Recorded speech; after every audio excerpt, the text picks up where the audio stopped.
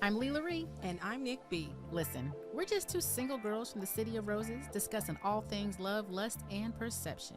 And roses are a symbol of all things beautiful about love. But as you know, love can get a little dirty. So we're here to talk about it. Dirty Roses Podcast starts now. Hey, I'm LaRie. And I'm Nick B. And welcome to Dirty Roses Podcast. Welcome. Today, we are bringing in one of our amazing friends that you've heard us reference many times, and he's going to kill us for saying this. For the name that I love. The name that you love and that you say, because you made it up. Listen, y'all, welcome the life, the legend, Mr. Popcorn Poppy. The Popcorn Poppy. Y'all see the shirt? Okay, listen. Y'all ain't right. Y'all ain't right. Yo, I was like, you're talking about Popcorn I Poppy. Listen, okay, so again, no story needed here, but we're talking about like a Portland's living legend here. We're saying businessman, entrepreneur. We're like philanthropist, music publisher, multiple business owning, ass having, property management. Like when I say I'm trying to make him my mentor. He doesn't know it. I was like, can we have a meeting? And he was like, sure, what's it about? I said, I'll tell you when we get there. You know, like he's like, okay, I've got 15 meetings and you got 15 minutes. Yeah. And I be bugging him. I'm like, I'm a whole bugaboo. But he is out here doing big things. Yeah. And what we have now, like, we're kind of calling him the jack of all trades. Like, you know, he's out here helping people invest in themselves and invest in their businesses, their properties. So we talking about how to invest in yourself, make you a high value person, because, you know, despite your stature, a little popcorn poppiness, he's high value. But not only just jack of all trades, but he's mastered them all. You know, like you hear the phrase, like, listen, yeah, we talking about you got platinum plaques on your wall. Ooh, okay, you talking about I ain't mastered that. I appreciate it. Listen, you're doing big things. Like, we're not just trying to gas you up. Like you're. This is really for real. I appreciate it. We trying to be like you when we grow up. Appreciate it. Five more years. He's gonna be like, I'm never coming back again because you guys have absolutely clowned me in the first 2 minutes of your episode. I expected it though. I knew it was coming.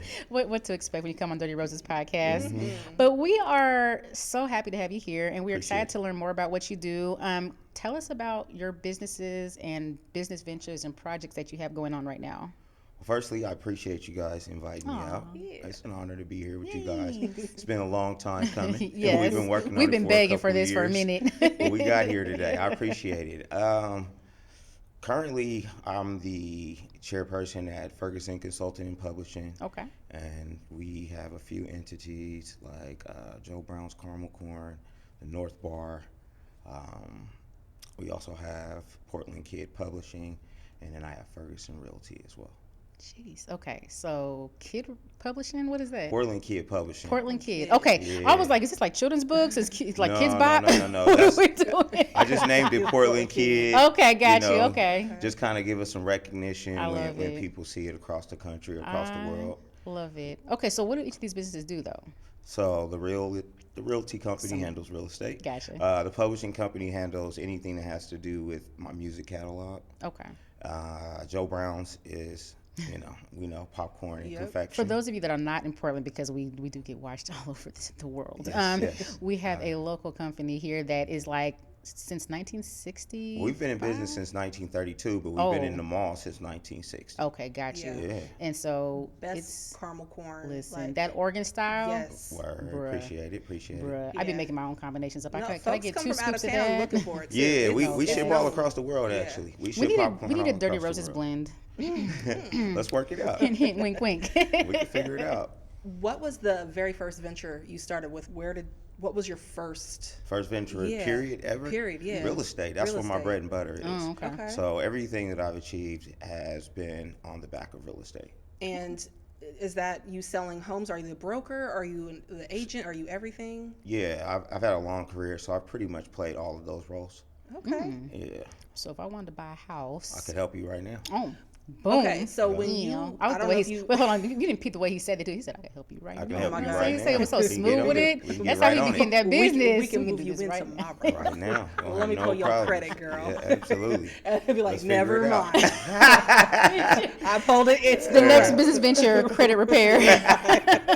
I think they have enough of that going on. Listen, every other important nigga in town, you know what I'm saying? They all got pretty prepared. Go ahead. Yeah, no, I'm gonna stick out of that lane. Oh my Stay gosh. home. But okay, so I don't me. know if you watch any real estate shows, but I watch a lot of, like the Selling Sunsets and those really high end When she's dating somebody or trying to date somebody, she will absolutely Zillow their home. Yeah, don't give me your She's address. out of pocket. I okay will with mine. absolutely. It's mine. I want to. That's what I do. But is it that smooth, like getting people into their homes that like you see on TV? It just Absolutely not. And a lot of those shows, they show how it's not smooth. Yeah, it's it's definitely not an event, more of a process. And the more your client understands that, the easier it is usually in process. I've also ventured into commercial, so that's a lot lengthier process, but the pay's a lot better as well. Oh. And are you self-taught, or like how did you learn this? Believe it or not, I am somewhat. You can't be self-taught. You have to go to school. You have to get licensed in order to be a realtor. But I started after I bought my first home. I was like this goofball. I was looking for some transitions. I've had some transitions in life. So this was one of those first transitions kind of coming out of what I would call my kiddie phase of life, where you kind of run the streets and do stupid shit. What was that kiddie phase Let's keep like? on going to that. So you asked me a question. Let me go ahead and finish that out. So anyway, Let's finish that out. Bypass me, whatever. The guy that took me out, I think he took me out 3 times, a total of 3 hours. The last time I found the place, we found the place, and I looked at the commission. It was like 14 grand. So I just that's like 3 hours worth of work for 14 grand. I think I can do that. Maybe some back work. I learned afterwards there's a little bit more that goes on paperwork wise.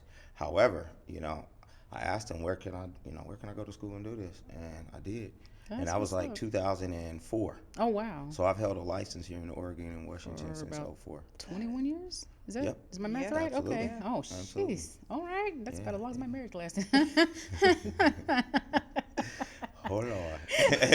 but you have to renew every year, or Every is that 2 good years. for like? Okay. Every 2 years on your birthday, you renew, so you don't forget. Oh, that's hilarious. Oregon So make sure your that- ID and your Absolutely. realtor license. Absolutely. Gotcha. Absolutely. Okay, so with all of that, then did you always want to be an entrepreneur, or did you were you want to be like a career corporate person?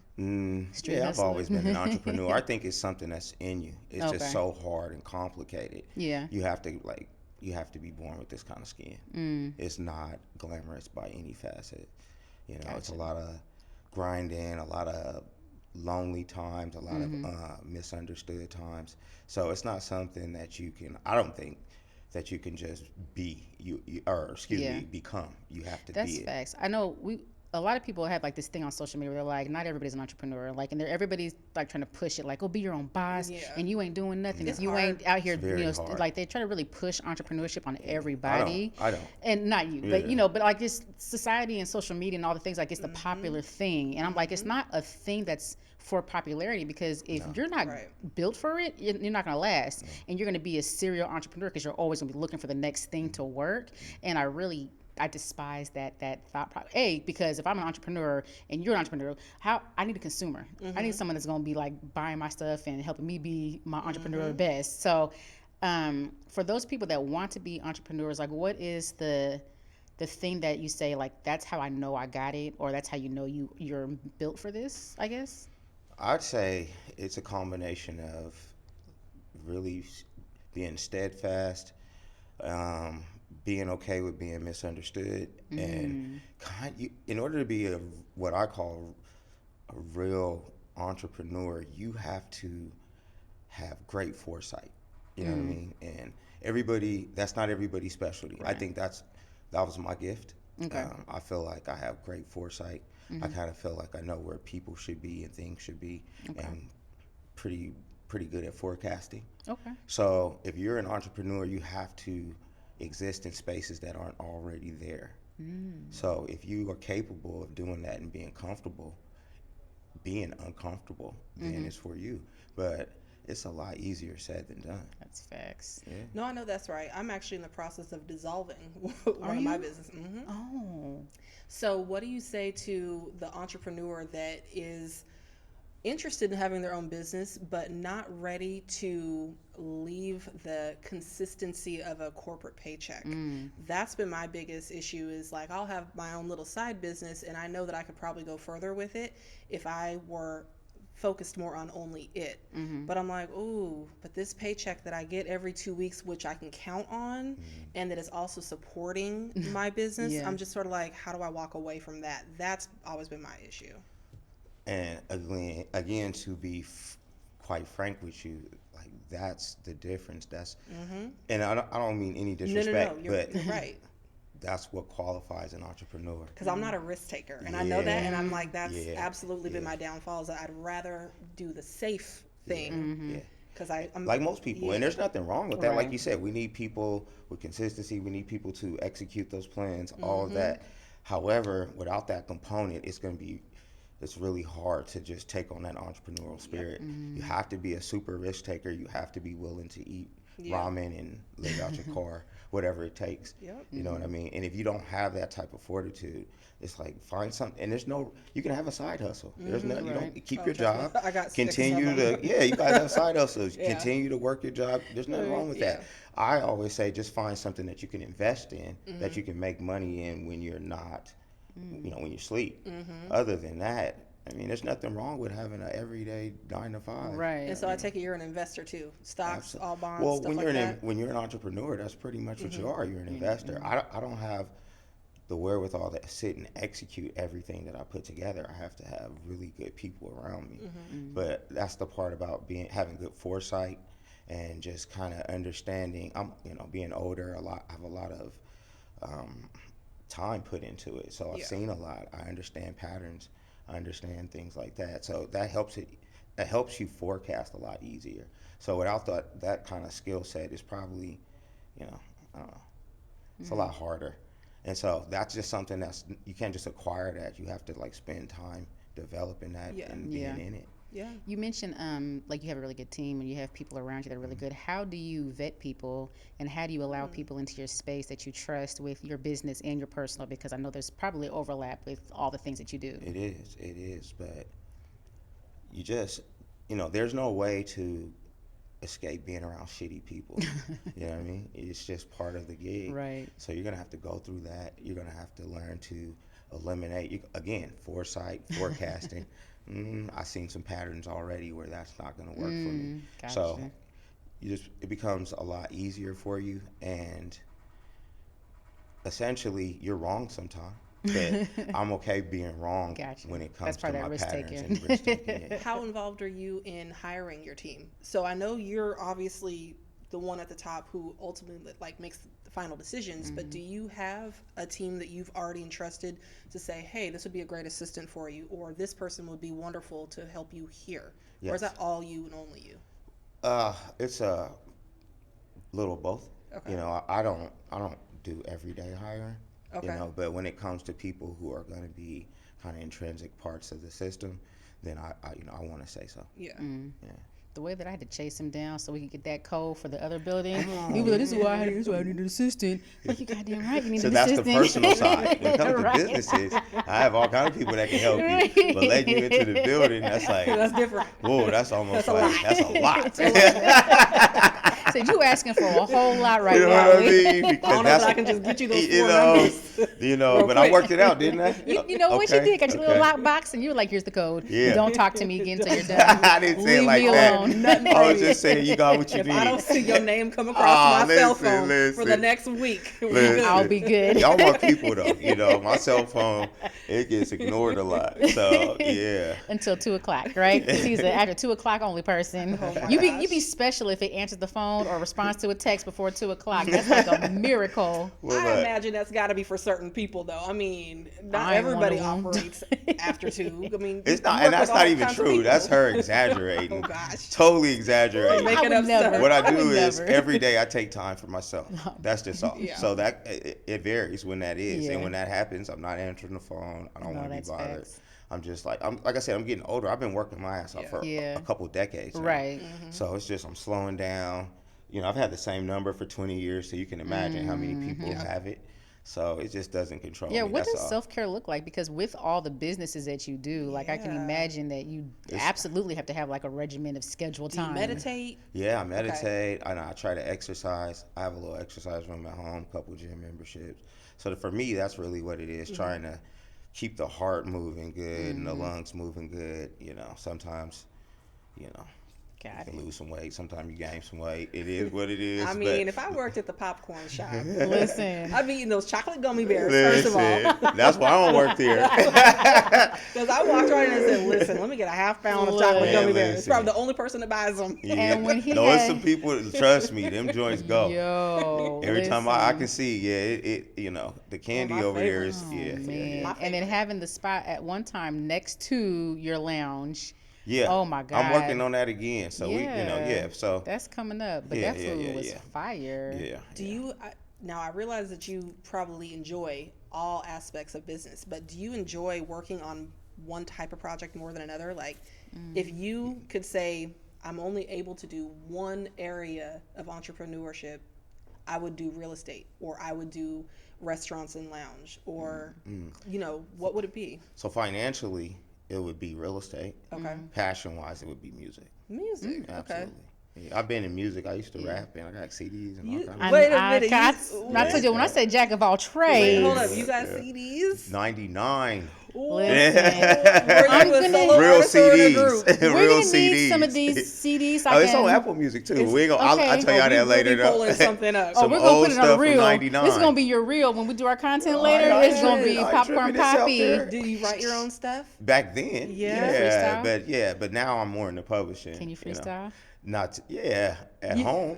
Like he was about to say, Not not on today, camera. right? But like, not right Yeah, now. What no, about no dropping rapping. bars that you've already written? No rapping for me these days. Those days are over.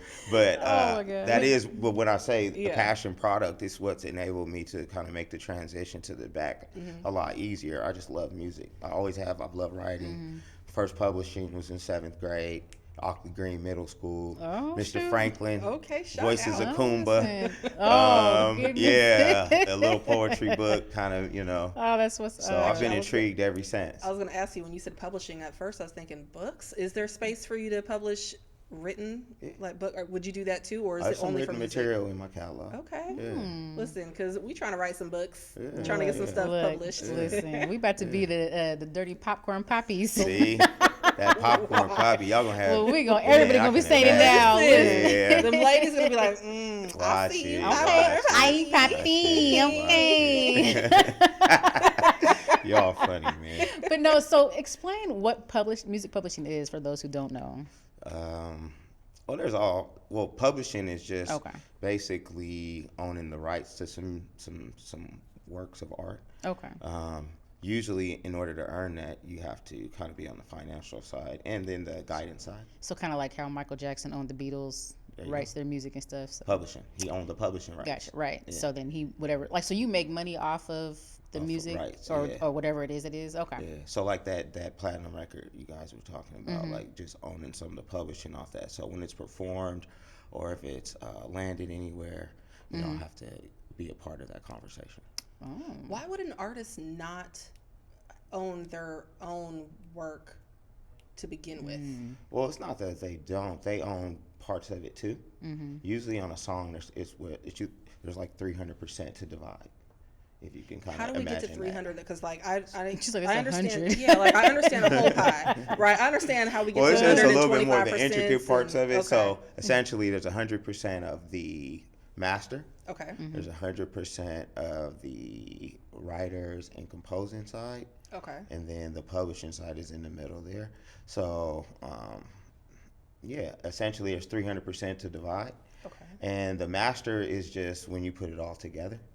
Then the publishing is kind of the ownership of the copyrights, and then you have the person that wrote it, and then the person that composed it. Okay. And sometimes that could be one person. True. You know. And then so typically the person either rapping or singing is just essentially the talent. So they're usually a writer. Okay. They usually write their own product, but they usually don't compose beats. But some people do. Drake. Yeah. There you go. But Drake is a publisher because Yeah, right. he essentially he does the work for hire. So Gotcha. as a publisher, a lot of your contracts involve work for hire. So Okay. essentially, I'm going to pay you out for your work, and then I'm going to have Take a credit piece of for the it. ownership. Yeah. Not credit, ownership. You have Ownership, all I'm the sorry. credit. It's a big difference. Yes, you're right. Yeah, Okay. yeah. I don't take credit for anybody's work, but Yeah. I just take ownership for what I Gotcha. own.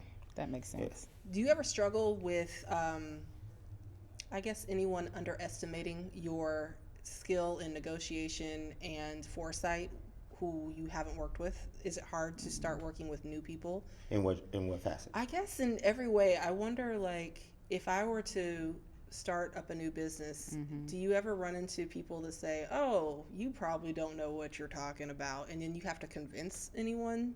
So those days are over for Yeah. me. Yeah. Yeah. If Because he's I'm not famous. in spaces where I have to do much convincing, Okay. and not in an arrogant way. I just kind of, I exist in spaces Yeah. where I'm comfortable, and where people respect my talent. But you said maybe in the beginning it was a challenge. Oh, you have to build up a resume. You have Yeah. to actually show and prove. You can't just talk the talk. Yeah. You know what I mean? So I've built up a resume. I've put in the work, lots of work. So I kind of demand a certain level of respect when we're doing business. Otherwise, it's just not for me. Yeah. Yeah. Yeah.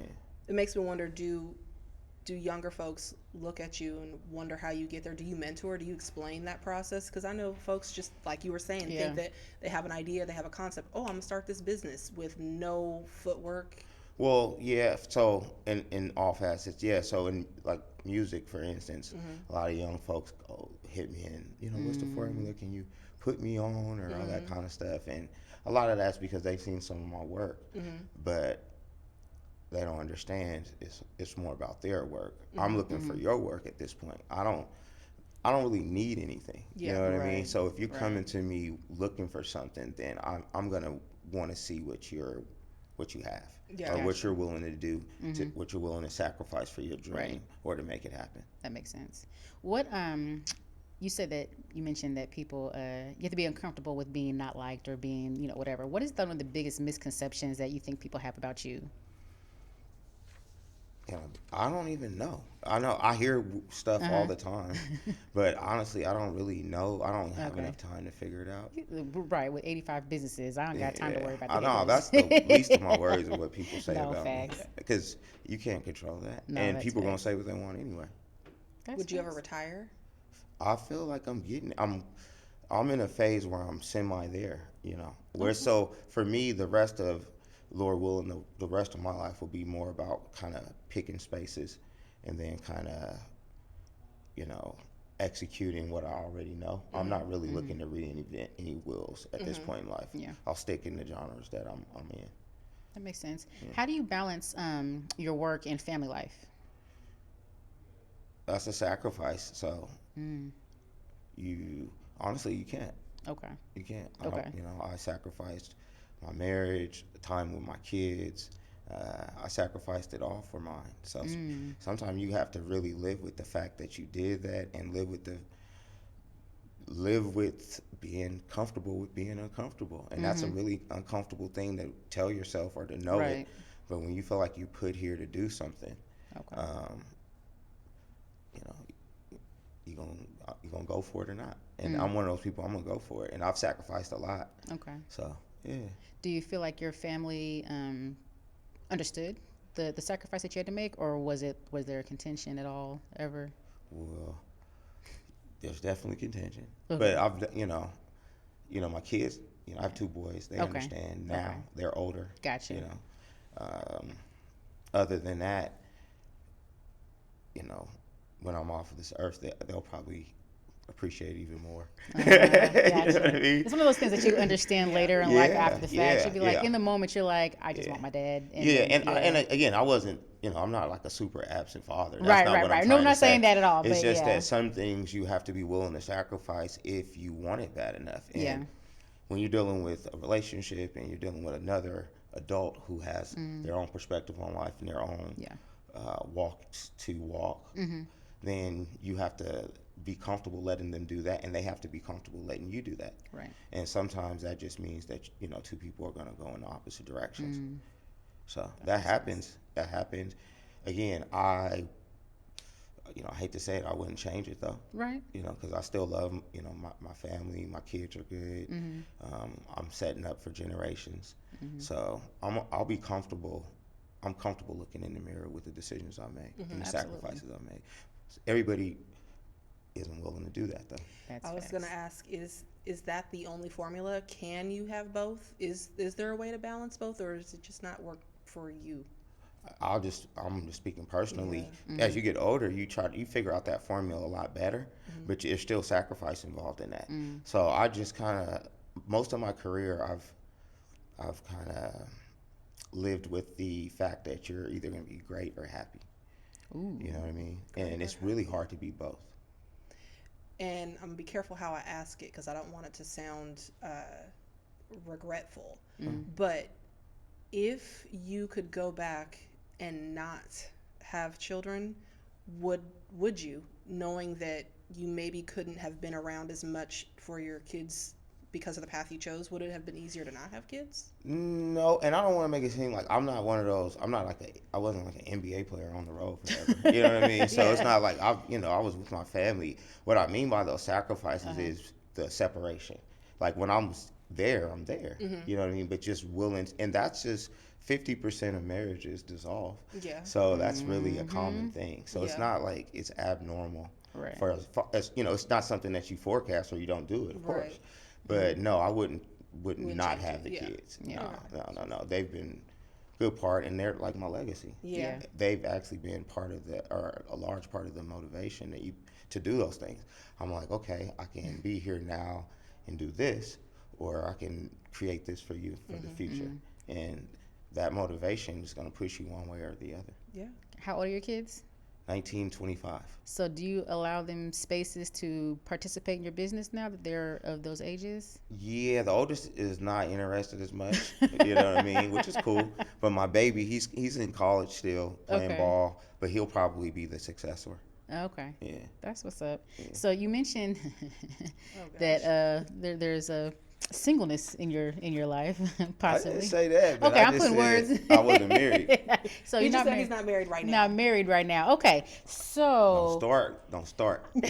I just want to know the listeners. Not get in trouble because I want free popcorn. So I'm gonna be on my best behavior. She said, "Look, I want this Oregon style and these chocolate gummy bears. You go ahead and get cut off." No, it's love. In his store. Listen, I'm making sacrifices right now for close the gates. This good content. Sacrifices, right? Okay, all right. But no, what does that look like dating wise? Like, are you able to enjoy, the perks of what you've created and being able to enjoy those with people, or do you kind of just stay to yourself? A combination of both. He's like, I'm gonna give you two word answers. You are right. You pick one. Combination of both. Okay. We'll call him A, we'll call him B. Do you find that women tend to approach you either because of who you are and what you are able to provide, or do you find that you get like really sincere interest from people? Never know. They're both masked the same. They both. Yeah, they wear the same costume. Really? Absolutely. Explain that. No, but you get it. Well, I will actually. Yeah. You don't know that. You don't know that. Right. Okay. You don't know that. You don't know that. Right. Right. You don't know who's there for what. That's a process. It takes time to get to know someone. You can only wear the mask so long. Yeah. Right. That's facts. That's facts. Yeah. Okay. Yeah. I don't know. I would imagine though, someone who's absolutely got his stuff together, that because there are women that are specifically seeking. I know they are too. Yeah, you can tell. You can tell. But the thing about it is, there's two type of men, successful men. I tend to be very along the lines of I spend more time making myself attractive rather than trying to attract, and it happens both ways. So I spend a lot of time working on myself, working on the things that women tend to like, and then they come. Women are attracted to that. Yeah. Then there's the man that's constantly trying to attract that. That's really not in my nature. No, that makes sense. So in my space, it's easier to kind of cipher who's who. That makes sense. That makes sense. What do you find works best in like a relationship for someone like you? Is it somebody that supports you in your entrepreneurship businesses, or would you prefer someone that also has their own ambitions and their own things going on? It depends on what phase of life you're talking about. Like in the beginning, I definitely preferred someone to kind of have their own space because I was kind of figuring stuff out. Gotcha. At this point in life, my partner has to align with the things that I'm doing. Okay. And I need, you have to align with what I'm doing because I'm so entrenched in it.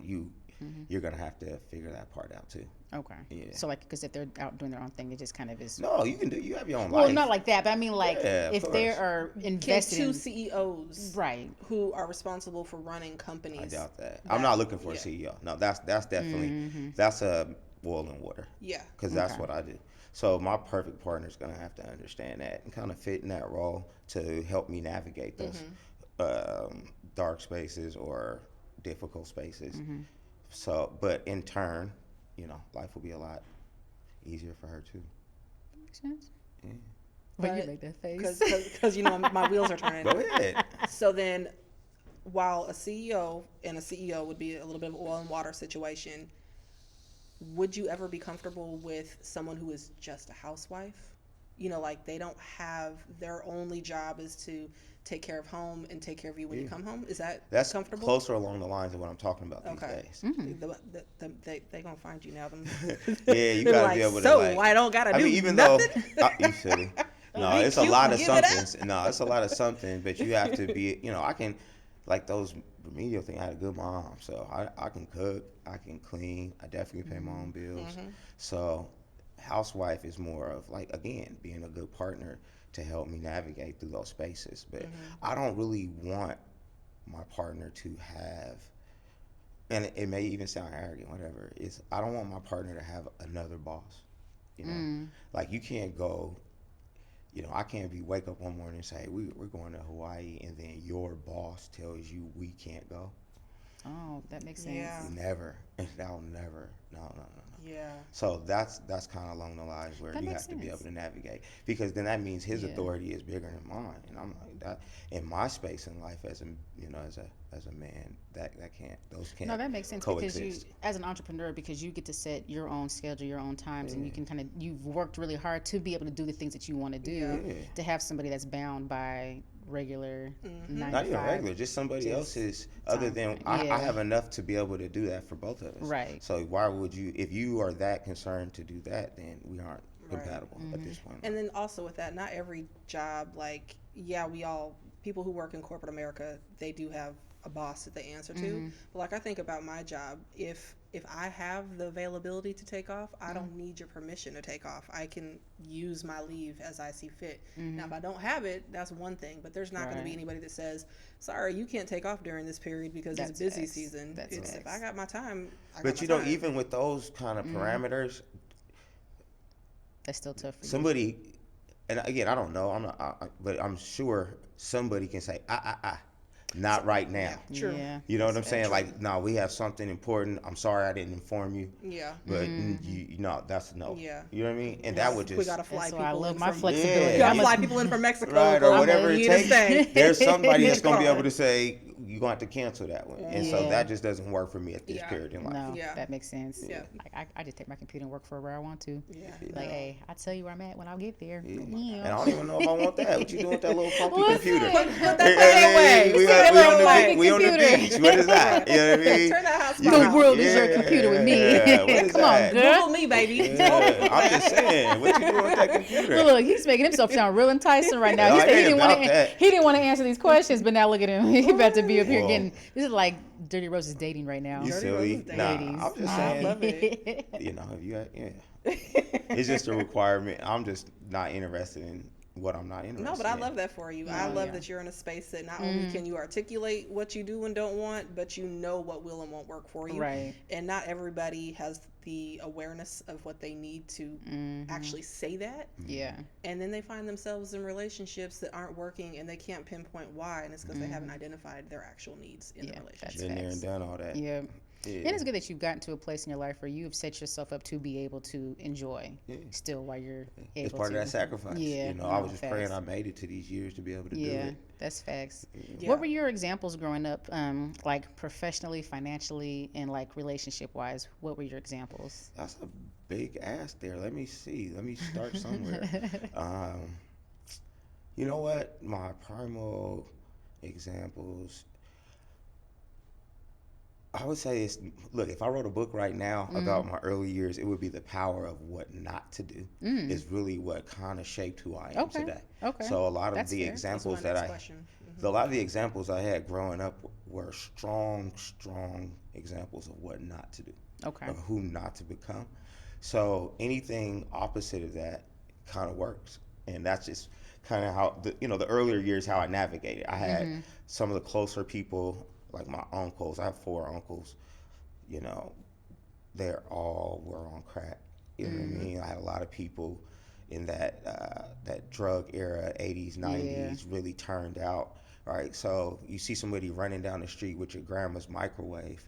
You know what I mean, right? And that was the big ass microwave. The big mom and them. You know what I'm saying? The big ass microwave. Wait, I'm back saying in the the day. big back TVs, the Yeah, microwaves so, and right, stuff. you see You gotta your be uncle- strong as fuck to carry them shits. You see your high uncle as running hell. down the street, still running you with your grandma's microwave. Yeah. You know what I mean? You kind of like, damn. You see your grandma's face, and it's just powerful examples of what not to be. So Right. with those examples, I fought hard to be something different. That's good. A lot of people either do the exact thing or they the do the exact opposite. opposite. Yeah. Is it hard then to have compassion for the person that says, I can't do different because I've never seen different, when you are an example of someone who's doing different than what you saw? Maybe earlier. At this point in life, I'm good on compassion. I try to give out as much as I can. And again, at this point in life, I understand a whole lot more. So I'm a whole lot more understanding to the nuances that come up in everybody's life. When you're locked in and you're trying to be great, excuses, you don't want to hear that shit. You don't want to, anything that's like off the beaten path, man, fuck that. You know what I'm saying? Yeah. So it's just one of those type deals where now I'm a little bit more comfortable in my space where I have room for compassion, but that wasn't always the space. Sometimes it's like, man, fuck all that. Yeah, I'm still working on compassion because I'm still getting. I have my days. Oh Lord, I have my days where it's definitely not my strong suit, because yet again, as a person who's walked so many paths and been through so much, it's like I don't want to hear too many excuses. Right. You know what I mean, I was born in a villa. You know what I mean? Like Lord. what? You know what I'm saying? Listen, like what? for those of you not from Portland, that is our hood. Kind of great segue. You have a restaurant or a lounge coming up? Both. All of the with the above. name NORF though, right? Oh, NORF. Yeah. Yes. So Is it North or North? NORF. Uh-huh. Yeah. Okay. North? Yeah, I'll be giving tribute to the North too. Okay. So I got some good stuff coming. But yeah, I recently secured the Grand Central 833 Belmont, the whole pretty much south side of the building. That's dope. And so I'm going to segregate, it's about 4,500 square feet. I'm going to segregate it into 2 spaces. 2/3 of it will be the bar and the restaurant for North. Yeah. And then 1/3 will be good old Joe Brown. And I can't wait to check that out because Me my very too. first kiss was Yes. in the original Grand Central Okay, Bowling well, it's Alley. still over there. It's still Right. over there. Before it was all Right, gentrified. before it became, the fancy, fancy one. yeah. Yeah, Back I when it remember was them days too. The Right. gutter Of course, alley, I of course. loved it when it was the Of course. old Oh, you Grand loved Central. it because you loved the little stairwell with the little cameras pointing the opposite the direction. opposite direction, so I can get my little smooch down in the game room. You already know. Nasty. Word. But no, that place actually holds spot. My parents, they both bowled on leagues there. Okay, Yeah. word. So we were there every Wednesday night, and I remember they had a lounge that, obviously I could never go into, but I always used to peek what's going on in there. Right. And then there was the little game room downstairs. They had a restaurant, and they had all these lanes, and so we grew up on the bowling alley, and it's just really cool that you got spot there. Yeah, I'm actually on the other side. They still have all that. I literally have just as much space as they do on the other side, though. That's crazy. Yeah. So it's a big overhaul. I've been at it since January. I'm in the final parts of the permitting phase, so I anticipate starting construction within the next few weeks. Wow. So it'll probably take me easily 110 days to complete that. So That still sounds quick to me. So I don't know excited, why. though. well, the hard part is getting Yeah. the A-OK to permits. do everything you want to do. Right. You'd be surprised putting up a wall. Now I got to switch the sprinklers because the plan is different, and then you right. got so it's all kind of things that come up here and there. when you acquire spaces like that, is it a bidding war? Like, were there a lot of people that were eyeing it? How do you get it versus somebody else? Is it just money, or is it more than that? Especially some prime real estate like Yeah, that. you know, I was blessed. So I came out of a really kind of shitty situation that I'm still kind of battling. And some of the people there heard about it and then kind of reached out and, you know, gave me some confidence, and the rest is history. So yeah, they, you know, it was a little bit of both. But they're, you know, the Thirsty Lion group, they're been super accommodative for me. They're like dope. super dope. Yeah. So yeah, it's good to do good business and be good people. Good things come back. I was going to say, because a lot of what it is you have the knowledge, the wisdom, the experience, but then you also have the connections. And part of being like a high value person, you need capital too. You got that. He said, don't forget the money. I got all of that. No, it wasn't that. I'm just messing saying, with you have all that other stuff, and then they're like, so Dave, so how you gonna pay for this? Right. How, what are you putting up here's for? your $50,000 bill. You're Right, like, okay. right. No, Contractors see their money. No, that's facts. There's a lot of that too, but it's a testament of you as a person, honestly, because like you're able to do these things, but without all the things that you have encompassing that, it's still not possible for a lot of people because they haven't been able to harness the network, the capital, the experience, the knowledge. And so you being able to do that and then move in the spaces that you do, like that's amazing. That's really dope. Blessing. Yeah. I believe in a higher power.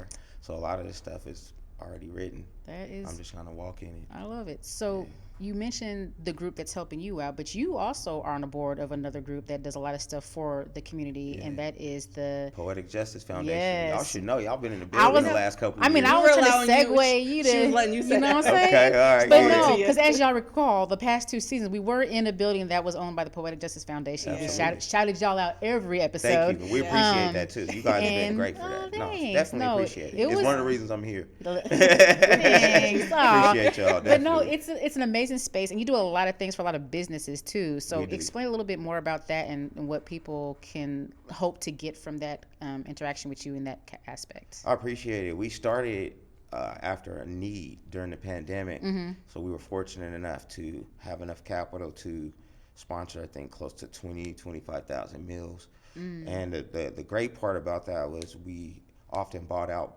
food carts of people of color, paid full price for their I remember food, that. and then we would also let the public who needed it come get it for free.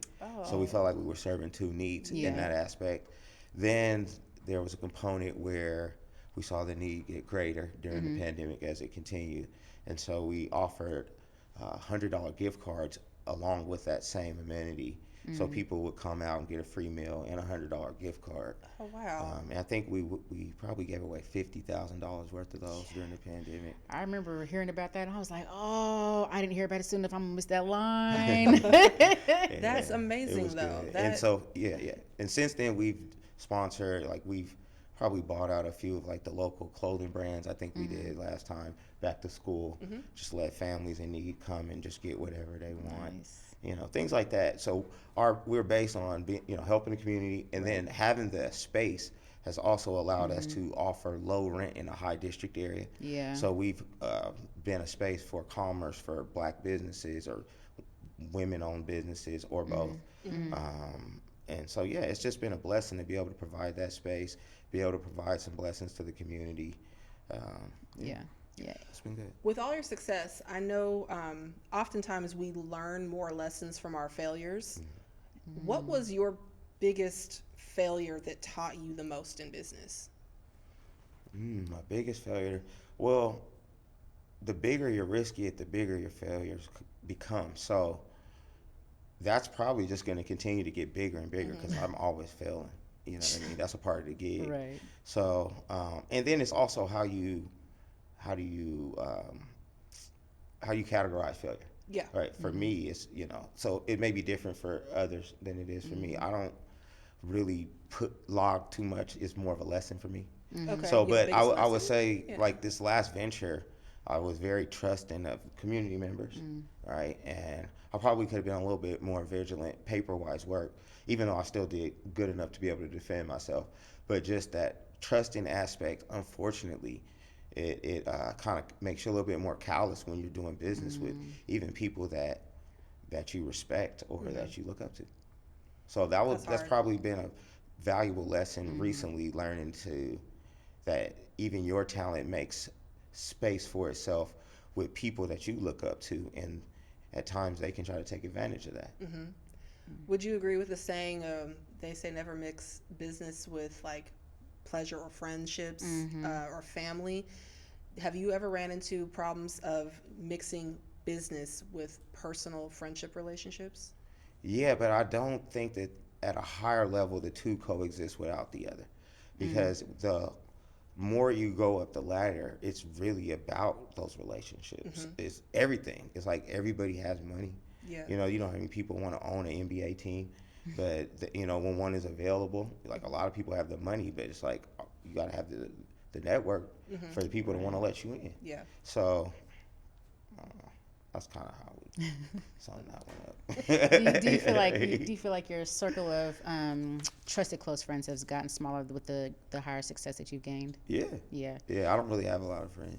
Aww. I'm alone a lot. Aw. I'm not complaining. You got us. I know, I'm your friend. Yeah, I'm okay though. I'm okay. He's like, I'm good. I'm okay. He's like, I'm You gonna good. take this friendship. No, y'all my people. And look, I don't mean it like that, but I don't do a lot of fellowshipping. You know what I mean? It's just never been my thing. Again, you can concentrate on being happy or great. Right. Most of my relationships, in a form, you learn as you go up, they're not as transactional, but really, when it's in business, there's some type of transactionality involved. Yeah. You know what I mean? So you don't really spend time in spaces that don't really make sense for you or have some type of advantage for you. So I'd rather just be at home or working on the next deal rather than just fellowshipping to celebrate fellowship. He's like, don't basically, judge he don't me. kick it to kick it. He I don't. kicks it for I money don't. purposes and reasons. And When I celebrate, I have We're a kicking it reason. because I'm getting paid to kick Right. it. Well, no, not like that, but I got a reason. Yeah. I don't believe in celebrating just to celebrate. I'm not one of Yeah. those people that's going to be out at all the functions Right. just because they having them. Yeah. Right. I'd rather not operate in that kind of space. Yeah. Do you have any businesses outside of the state of Oregon, or do you hope to? Well, I mean, so popcorn we ship all around the world. Yeah. The music plays all around the world.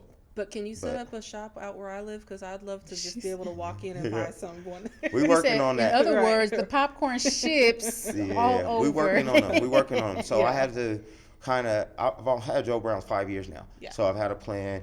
First 5, kind of get to know it. Next 5, expand, and then find an exit for 5 after that. So I'm in that 5 where I'm looking to expand right now. So that's why you see us, we'll be popping up on Alberta.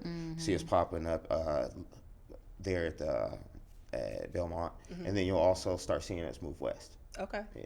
Okay. How much farther west? Oh, we're talking about Western Oregon. I was like, wait a minute, we already in West Western Coast. regional here. Yeah. We're going to Seaside. Yeah, I mean, we may be out there too. We used to have a store out there, actually. Yeah, it'd be good. Yeah. It'd do good at Seaside. That would do honestly. good. I didn't even think about Joe that. Brown's had a store out there. They did. Yeah, Oh, one of the I original didn't know stores. that. Oh, that's dope. Okay. Is there a business venture that you wish you would have taken on that you never did? Yes. What? Or I shouldn't say a venture, but it's a piece of Stripping. advice. So look, I had He a didn't roll his eyes and said, I'm going to ignore you completely. no. What? I didn't hear what. I said missed. stripping. Go I ain't ahead. that a bitch. I wish. No, I don't I wish. wish. Let me take that back. No, I don't. What? Come on, man. Anyway, what it is I'll be is your friend. She gonna be the chill. Look, Bitcoin. Man, I had somebody telling me about Bitcoin like literally probably 7, 8, 9. Let's see, 16, 15. So 10 years ago almost. And they were like probably like $5. Right. And now, I got some later, and then it just blew out. I think I was buying them at like $2,100, and then I just sold all that shit a few years ago. And then just recently. and probably within 2 years after that, it's where it's at now.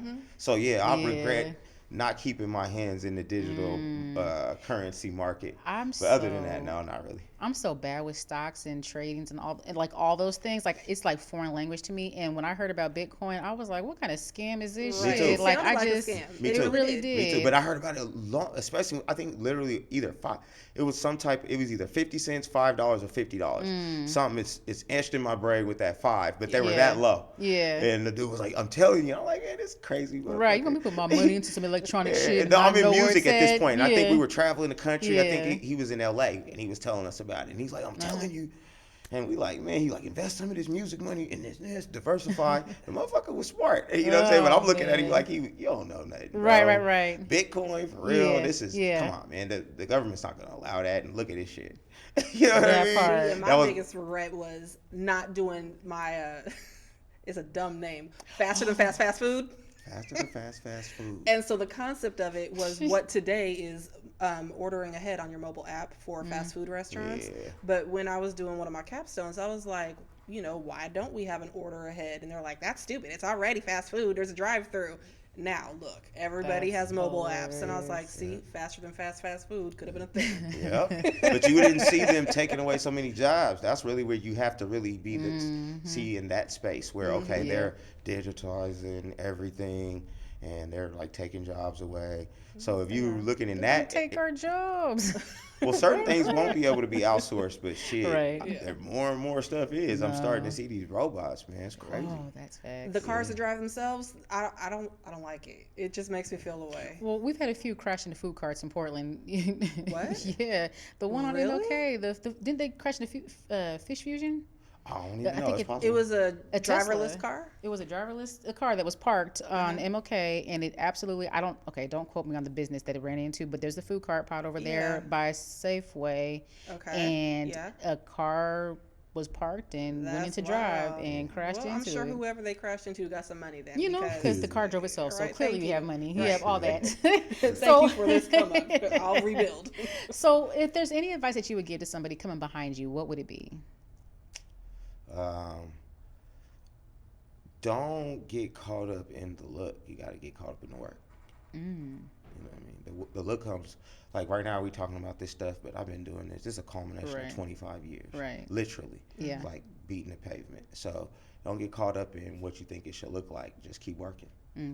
Yeah. I love it. And where can people find you if they're interested in mentorship or business ventures or Or property following your or businesses. just Yeah, all of follow Let's that? take it that. Let's do that route. Yeah. How about that? I'm on all of the socials. Okay. At I am David Ferguson on Instagram and Okay. David Ferguson on Facebook. Okay. Yeah, You got Joe Brown's Lounge. Yeah, we got Joe Brown's is on everything. Yeah. Joe Brown's CarmelCorn.com. Yeah, order it. Yeah. I love it. Okay, well, thank you so much for joining us. Yeah, pleasure. And, as y'all see on the table and behind us, and if y'all ain't, looking at us, you can hear us.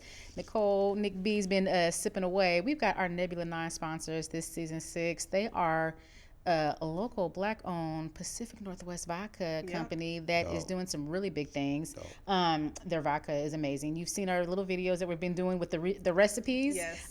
Some really amazing. Can't taste the liquor drinks. They are 4 times distilled agave fruit, natural fruit juices, no added sugars, Apple cider vinegar. so that it is good for digestion, no hangovers. Like it is a amazing healthiest version the of vodka healthiest version you of could probably vodka. Absolutely. Like if you could be healthy by drinking, this is gonna There be you it. But they also have their ready to drink cocktails that come in the cans. They look like little energy drinks. You see them on the table, or you can check out their website. But they come with 2 shots of liquor in them. They're like super strong, and you still can't taste the alcohol. Probably really dangerous for the person who shouldn't be drinking too much. But you can check them out on all their social medias. They are Nebula 9 Vodka, and that's the number 9, or nebula9vodka.com.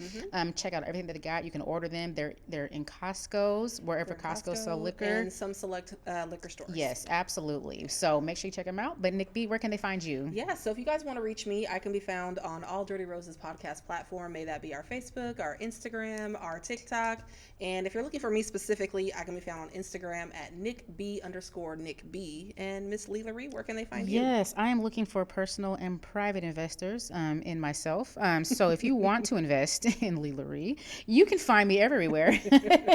I am on every social media platform. LaRie, it's LeighlaRie.